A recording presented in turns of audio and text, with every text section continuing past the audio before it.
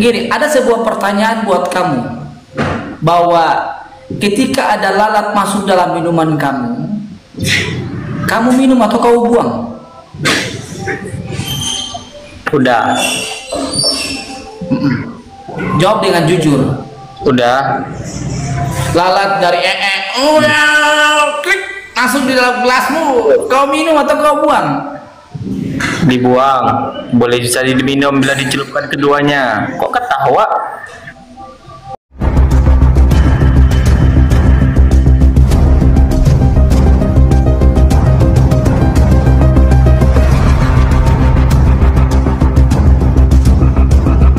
Mon, itu ada tema Mon. Benarkah Mon Yesus tidak kenal Kristen Mon? Itu aja tema kau tuh, cobalah buat sesuatu tuh yang beda, Pak. Contoh seperti ini, gini, bedanya seperti ini. Ketika gini, ada sebuah pertanyaan buat kamu, bahwa ketika ada lalat masuk dalam minuman kamu minum atau kau buang? Udah. Jawab dengan jujur. Udah. Lalat dari klik masuk di dalam gelasmu, kau minum atau kau buang? Dibuang. Boleh bisa diminum bila dicelupkan keduanya. Kok ketawa? Disuruh tuh mengambil yang lebih baik. Kok ketawa? Nah sekarang gini. Mon. Bentar, kau jawab dulu. Kau minum atau kau buang? Tadi aku ngomong apa? Kau bilang apa tadi? Tadi aku ngomong apa?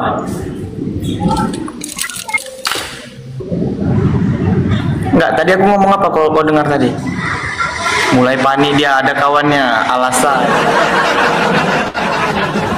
Dia tahu teman-teman, dia mengambil ada hadis Nabi, ketika lalat masuk ke minuman kita itu, maka celupkanlah dia, lalu buang lalatnya, bisa diminum bisa dibuang. Itu disarankan Nabi. Jika engkau ingin meminumnya, silakan. Jika engkau membuangnya, silakan.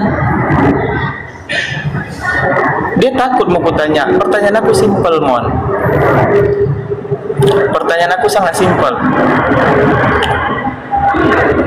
Pantaskah Tuhan mengambil wahadah seorang manusia? Kabur dia. Assalamualaikum warahmatullahi wabarakatuh. Teman-teman, kali ini kita akan simak perdebatan seorang mu'alaf, yaitu Sal Pasaribu versus seorang Kristen, yang mana di awal Kristennya sudah kabur setelah dia panik ketika akan ditanya balik. Nah, langsung saja kita simak penjelasan dari seorang mu'alaf ini.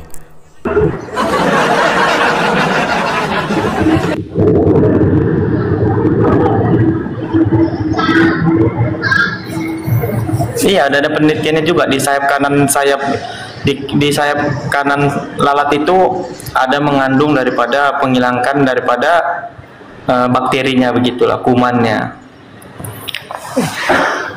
Dia tahu dia mau menggiring kita ke apa nih? Kalau kita buang langsung, kata dia apa? Loh, kamu nggak ngikutin nabimu, katanya.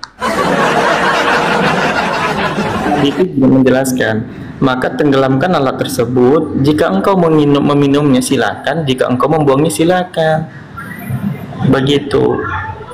Yang dibahas dia tadi apa? Dari kotoran, katanya kan. Udah nggak nyambung kan? Memang tujuan dia mau menghujat.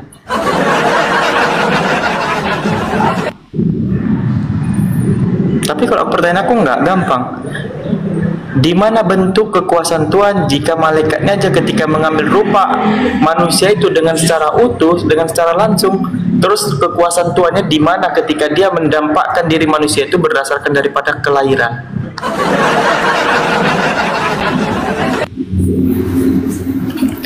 Kupastikan seluruh pandita nggak bisa jawab.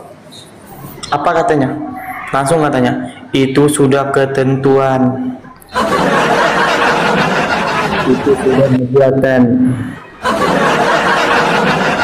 Makanya menggantung anak manusia juga nubuatan.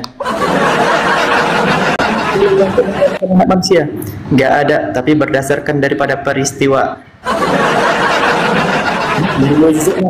Tengok kan?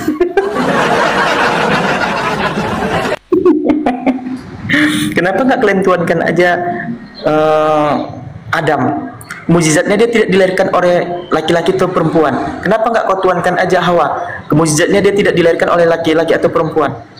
Hanya diambil dari tulang rusuk. Kenapa nggak kau tuankan Nabi Musa aja ketika dia membelah lautan untuk menyelamatkan beribu-ribu orang Israel? Enggak bang, langsung bilangnya kayak Pandita kemarin pas diskusi sama aku. Dia mengatakan, iya Sal, tergantung kebutuhan. Nah gitu. Apa mujizat Nabimu? Membelah bulan, mengeluarkan air dari tangan. Banyak lagi. Bahwasanya Al-Quran yang dijelaskan ini adalah suatu mujizat yang Nabi tetapkan sampai sekarang. Contohnya mengetahui air laut yang dua lautan tidak bersatu, sidik jari di surat Al-Quran, apa namanya, penanaman apa, perkawinan benih, apalagi banyak yang itu kamu rasakan sampai sekarang. Nah sekarang mujizat Yesus yang engkau rasakan sampai sekarang apa? Manusia semua berdosa tapi Yesus tidak ada dosa. Itu keistimewaan Yesus dari manusia lain. Dasar dari... Untuk apa membelah bulan? Untuk apa berjalan di atas air? Untuk apa berjalan di atas air? Untuk apa Tuhan tidur di perahu? Kau tahu nggak arti mujizat? Ya itu artinya juga mujizat. Tahu nggak arti mujizat apa? Tahu nggak arti mujizat apa? Kalau kau bilang tahu nggak arti, sama aja Nabi Muhammad juga tahu. Semua nabi itu diberikan mujizat-mujizat yang tidak orang lain bisa lakuin. Nah, semua para nabi itu, semua para utusan itu, cuman sekali bisa mereka melakukannya. Contoh, Nabi Musa bisa membelah lautan itu hanya sekali, itu baru namanya mujizat. Tapi kalau berulang-ulang kali, namanya bukan mujizat. Contoh, ketika Yesus mancing dapat paus sekali, itu mujizat. Mancing berulang-ulang mendapatkan paus, itu namanya kebiasaan. Karesten. Ditanya keistimewaan Yesus sampai sekarang yang bisa dilakukan apa, nggak bisa jawab.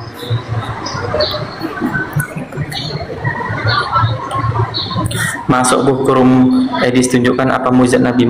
Masuk si Edis kemari, kutuk kau kasih tahu dia mujizat apa yang dilakukan Yesus sama kalian apa. Bisa dilakukan Yesus kalau Nabi Muhammad semua. Apa kata Nabi? Bahkan Nabi ketika wafat juga masih memikirkan umatku. Lah Yesus lihat. Yesus lihat Yesus ketika dia wafat, Eli lama sabakhtani, Tuhanku, mengapa engkau meninggalkanku? Apa katanya Tuhan di situ? Kita buka, ternyata Eli itu adalah kakeknya. Sebenarnya di awal Kristen petentang-petenteng ya, sok-sokan belagu, tetapi akhirnya ketakutan dan kabur juga. Lalu di sini sang mu'alaf itu menjawab pertanyaan yang ada di kolom komentar yang notabene dilontarkan oleh umat Kristen. Nah teman-teman, kita dukung perjuangan mu'alaf Sal Pasaribu ini ya, agar bisa meneruskan perjuangan para apologet yang sudah ada sebagai regenerasi. Terima kasih. Wassalamualaikum warahmatullahi wabarakatuh.